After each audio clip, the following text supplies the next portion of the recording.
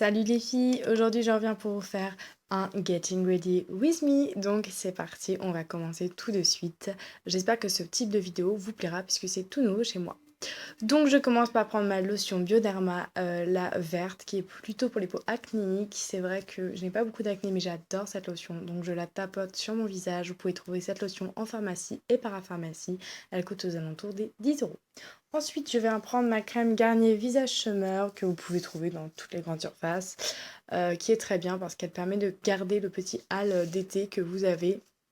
Donc je la trouve vraiment top. Donc je l'utilise pas tout le temps, j'alterne, mais c'est vrai qu'aujourd'hui j'avais envie de la mettre.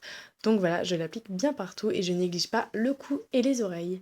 Ensuite, je viens prendre ma crème de soin teintée de chez Clarins. Donc, il s'agit de la multi-hydratante en teinte 4.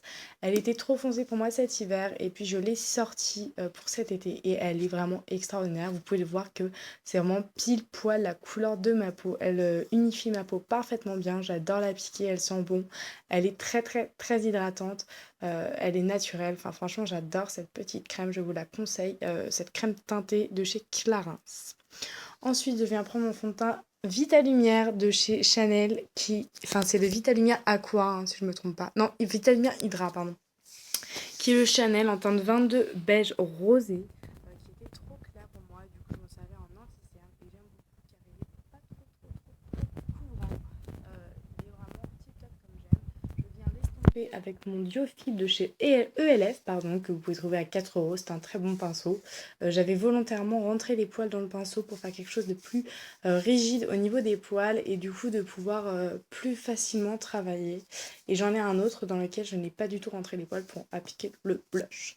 Donc voilà, j'estompe tout ça et puis je finis avec mes doigts en tapotant pour bien tout enlever les petits excédents. Maintenant, on va passer au poudrage. Donc, je viens prendre la poudre HD de chez Make Up Forever que je vais me mettre sur les zones grasses, sur les zones où j'ai pas envie que ça bouge pour matifier. Donc, le petit défaut, si je peux dire, c'est un défaut, c'est qu'après, on est très blanc. Vous pouvez voir que là, je ressemble à une poupée de porcelaine.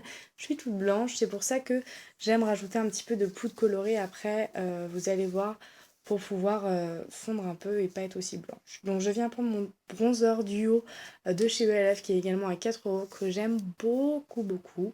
Donc là vous allez vous dire oula c'est un petit peu foncé mais il faut vraiment bien l'estomper et moi je trouve ça très joli l'été de pouvoir jouer avec le réchauffement de son teint. C'est vraiment très agréable. Et donc, comme je vous disais auparavant, pour estomper, j'en mets un petit coup sur le nez aussi pour affiner mon nez. Donc, comme je vous disais auparavant, pour estomper tout ça, je viens prendre une poudre légèrement colorée. Donc, c'est ma poudre de chez Sephora, la Medium 35, Medium Tan. Et je viens fondre tout ce que je viens de mettre en bronzer avec. Et voilà, comme ça, c'est beaucoup plus uniforme. Et c'est pas pour autant que j'ai mis de la poudre que j'ai des démarcations. Vous voyez, ça reste totalement en accord avec mon cou, sachant que le cou est toujours beaucoup moins bronzé que le corps et le visage. Ensuite, je viens prendre mon blush de chez Clarins, c'est le blush Rose Passion 285 que je viens appliquer avec un pinceau dont je n'ai pas du tout la référence ni la marque. Je ne peux rien vous dire là-dessus. Donc voilà, j'en applique sur mes petites pommettes. Puis je viens faire mes sourcils avec un crayon de chez Kiko. Donc je n'ai vraiment plus ce crayon mais je l'aime beaucoup. Donc je l'applique dans mes sourcils. Je redéfinis un petit peu, je trouve que ça fait tout de suite plus joli, moins négligé.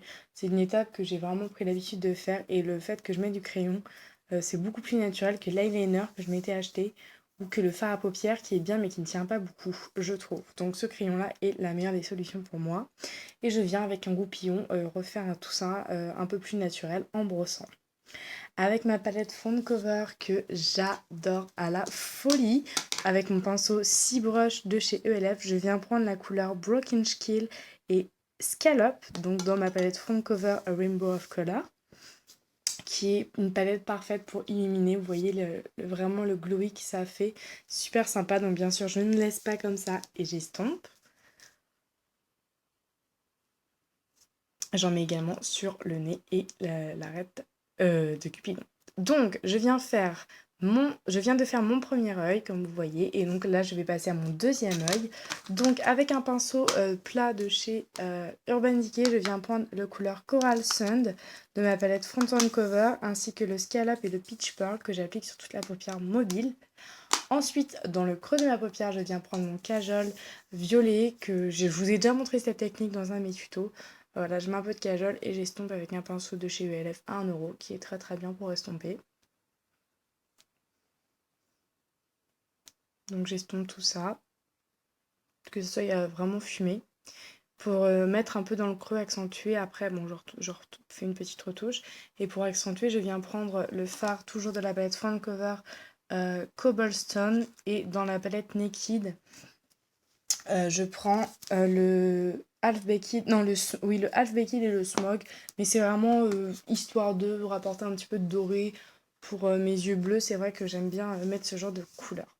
Ensuite, avec l'eyeliner que je vous parlais pour les sourcils, je m'en sers finalement pour mes yeux. Donc, il est marron, il est brun. Vous voyez que c'est assez foncé pour mes sourcils, hein. Et donc, du coup, je viens me faire un petit trait de liner avec ça. Et puis, je fais aussi au ras de cils externe. Et je fais juste la demi... Enfin, je fais pas le coin externe entier de mon œil parce que j'ai pas envie de me refermer le visage. Et avec ma palette Make Up Forever, je viens prendre le fard blanc pour illuminer tout ça. Je me suis mis mon mascara The Real, le Benefit, et ensuite je viens prendre mon rouge à lèvres rouge. Je ne mets pas tout, vous voyez, je me fais une petite bouche chinoise, j'en mets pas partout parce que j'ai pas envie d'avoir un rouge trop prononcé. Donc avec un labello, je viens fondre un peu le tout et réhydrater mes lèvres. Et avec un pinceau, je viens redessiner le rouge à lèvres, mes lèvres. Et vous allez voir que ça va être un résultat beaucoup plus léger. Alors si je tourne la tête, c'est qu'à côté il y a la télé et que je regarde la télé. Voilà, ça fait pas énormément rouge, enfin quand même, mais c'est plus léger que si je l'aurais appliqué complètement au raisin.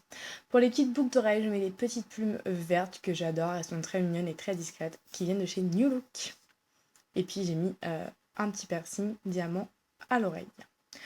Ensuite, je libère ma grosse tignasse et là vous allez voir que je vais galérer à trouver la coiffure que je vais me faire.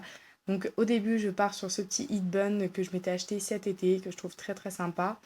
Donc je pars là-dessus et puis vous allez voir que ça va vite me saouler et je vais finir par un autre heat bun qui va être un heat bun tressé noir en cuir.